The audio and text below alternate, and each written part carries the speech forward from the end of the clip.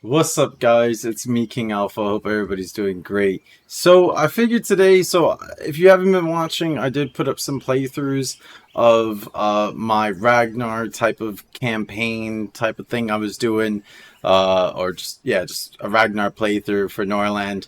And it ended with in 4 episodes. I probably had about 3.5 hours on that playthrough.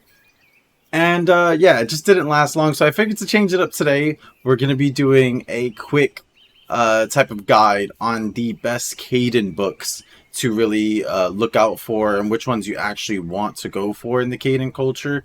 Simply because there's 4 different cultures, if you guys don't know, in the game. So it's Kaiden, Varn, hopefully I say this right, Tanaya, I call it Tanaya, and Macaw or Macaw. I don't know. Regardless, everybody pronounces things how they pronounce it when they see it in games, to be fair. So, how I feel was, or what I feel like is right to do for this game is to make a little bit of a guide in terms of knowledge. Because the thing is, when you're grabbing these knowledge books from the trader, they can actually be quite expensive sometimes, especially if your king or whoever's in your family doesn't have a high trade skill. Luckily, my king currently has a little bit of a inspiration, so his in trade is at 18 instead of the typical 13. But for the most part, in the early stages when you're trying to grab these books, it is, you do want to spend your gold correctly. You know, spending 300 gold on 2 or 3 of these, for example, level 3 books, can be extremely expensive because all of a sudden you just threw out 600 gold. Now, I know some people are really good at making gold early on, or they have really good, easy campaigns at the beginning. Maybe some people have way better luck than me with how my campaigns have gone. But we're still going to get into it. We're going to get into some of the best Kaiden books. And this is strictly to Kaiden. I will be doing guides in terms of Varn, Tanaya, Macaw, and see which books are really worth it for you guys to grab, and which ones just, like, you can wait till the end, more or less. Alright, so the first book, there isn't an encyclopedia that I can just, like, have all the books in one little area. But we're just gonna go one by one.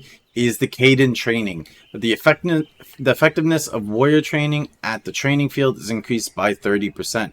So this is really good simply because of the fact that when you're training troops, they have buffed how fast combat skill has actually gone up. So especially if your king or whoever is the manager of the training ground has this, it's going to be really, really good. A 30% increase in training field. Now, keep in mind, the higher the combat skill of your warriors, it's great for fighting. However, you will have to pay higher tax, to the Holy Trade Caravan due to the fact of having really good warriors. So yeah, it can be very annoying if you do use this skill. So that is a bit of a drawback that, yeah, you get to train up loads of people and you can get them really high in skill level. I think the max skill level is 30 because from the patrol flag, it says that you can only get them up to 30, but then the training ground only allows you to go up to 25. It's a bit weird. But yeah, Kaiden training is really, really good. I don't think you need to get this immediately. However, it is a good book to grab. If you feel like, okay, I'm actually going to war a lot. I'm the Kaiden culture. I want my warriors to be a higher skill level quicker rather than, I'm going to be waiting until however long before they hit level 10 skill or level 15 skill. So this is a really, really good skill. Definitely will say it is worth it to grab. And again, this is only going over the skills or the knowledges that are the best for the Kaiden culture. I'm not going over every Kaiden. I'm thinking I might do a little bit of a tier list. That actually might be pretty cool to do a tier list of the different type of books and what is really worth it, what do you not need to rush, etc. So the next one is Eternal Loyalist. So before I get to Eternal Loyalist, actually, I'm going to go to, here we go, Loyalty Basics. So this is the green version before you hit the level 3 version. Again, so this is the level 2. So it goes tier 1, which is the gray. Tier 2 is green. And then tier 3 is blue.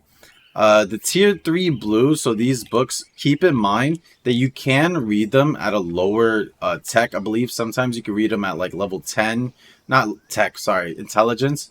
It's about 10 to 12, I think, that you could start reading these books, but they read them a lot slower. So it takes a lot longer to read these books if they do have lower than 13 intelligence when reading the level 3 books. However, the green books only require at least a level, I think it was a number 8 intelligence in order for you to read these books and, read it at the regular pace rather than reading it really, really slow if you're below it. So, loyalty basics. The likelihood of loyalists appearing in the city is doubled. Honestly, okay, so right now, if you look at it, I have 24 loyalists out of 49 peasants. That's basically half of my population. And this is, not including my warriors as well, which 8 of them are loyalists. I definitely should have hired more loyalists, but at the time, when I was getting my warriors and stuff, it was, I was just grabbing people, whoever was high combat, etc. Anyways, loyalty basics is just so good simply because of the fact that people will become loyalists. You can use loyalists on any type of resource building, and they actually increase your production by, I believe, 20%, which is huge. Loyalists are also they literally stay with, it says 30%. I don't know why it says sometimes on some buildings it says 20%, but maybe that could be a typo. But they never can become vagabonds, which is amazing. They can't become fanatics, which is just even way better, because sometimes fanatics can be just annoying, especially if you have a bad bishop. And then they just, they can become unhappy to lose this quality. However, there is a technology that counters this, so keep this in mind. So loyalists are basically just amazing. They're like a perfect resource of a peasant that you want in your village at all times. If you have loyalists, it's a chef's kiss. It's a chef's kiss to just saying, yes, stay with me the entire time. Be loyal to your king. I absolutely love you. Now go make sure you get my rudabug or something like that. You know what I mean? Now, the next one is actually eternal loyalist that Kaiden has. So once becoming loyalist, characters remain so forever. So basically, they're loyal, and they will basically be loyal until the day they're either killed or die by, disease or get killed by a flesh wolf. They will stay with you the entire time, which is so important because when you have warriors, sometimes if they get unhappy, they'll leave. It does say as well, if they're loyalists, that if they become unhappy, that they will sometimes not be loyal. They take off their little loyal chain and just throw it on the ground. As you can see, my current son is currently a loyalist, and they do actually have a little crown around their neck that they wear, which is obviously supporting the king. So it's just amazing. Having eternal loyalists, obviously Loyalty Basics, I think is one of the most important books to grab early on because of simply the fact there's 2 books, but Loyalty Basics is so important because you getting loyalists in your city is just, it's just amazing. Like it does double the chance of it happening, but it's, again, you just want loyal people to stay with you, not people leaving your settlements, people becoming vagabonds, which then can turn into cutthroats, etc. It could go on and on. The next one is Kaiden Army. So, to be fair, this is a pretty important tech or technology, or I call it's knowledge, but I like calling it technology. That's what it basically is. But it's the fear of death thought experienced by peasants hired into the army is half as strong.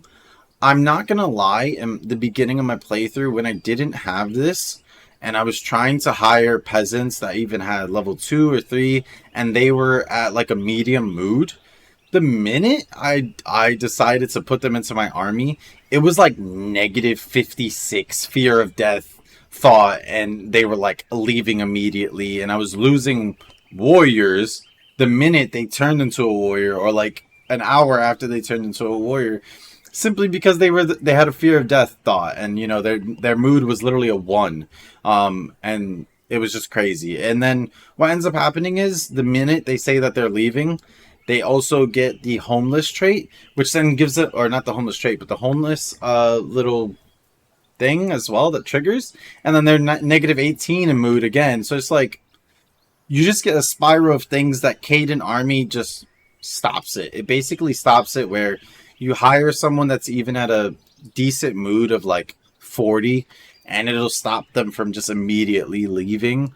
And I believe it doesn't last as long as well, but I could be pretty wrong about that. It's still really, really, really good. The other technologies that Kaiden does have is like the combat ones. Certain ones like this don't really matter, so you know I'm not going to really cover those. However, there's a technology which is the axe proficiency. I just want to say this is a level 3 book. In my opinion, it's not really that worth it because even though your lords and warriors are twice as skilled using axes, it's good in terms of like if you're gonna be using axes, but that's I feel like axes come at a late game type of, or like mid to late game, where this is not something where you want to grab immediately because it's just why does axes matter when usually in the beginning of the game you're going to be using a lot of spears or maces or bows. You know, eventually you'll get axes and swords, but yeah, it's not something to really rush. Whereas compared to Kaiden Army, Loyalty Basics, and the Eternal Loyalists is just absolutely amazing. Again, Captives it's all right, and hand-to-hand combat is pretty. I think it's pretty good. Because obviously this kind of helps out with any type of thing, whether you get attacked by a flesh wolf or anything like that. You know, you don't want your king to be losing a one-on-one brawl. You just don't want that. So yeah, anyways guys, other than that, the rest of the technologies, a lot of them are just more or less like little combat experiences ones. Those don't really matter, but I really wanted to go over the most important Kaiden technologies, that in terms of what are kind of the most important ones and which ones you kind of can maybe hold off on getting, just because of the fact that it's, you know, you have certain books that will help your culture or your city way more than some of the other books that cost like 300 gold, and you're like, oh, you know, oh, I just wasted 300 gold and I just got what is it, axe proficiency, but actually I can't even get axes until I get this, and then I get that, and then actually, you know, I got to do this. So yeah, you just got to always keep that in mind when you're going for these texts and stuff. There is no texts over here that are for like economic, that are for Kaiden, by the way, as well. So luckily they're all there, but this will probably change in the future if they add more technology, because that's what they most likely will do. The devs will probably expand on the technology, add some more technology per culture. But of course, Kaiden are mainly focused for army, but they are focused on loyalty as well. So anyways, guys, I hope you guys did enjoy this video. You guys let me know down below what you guys think. Again, you know, I'm thinking for sure I'll probably do a little bit of a tier list on the best ones and like kind of ones that you should rush, and then the ones that you can kind of leave for last, or like is okay, you know, in the middle. So anyways, guys, have a good one. I will see you guys next time, and peace out.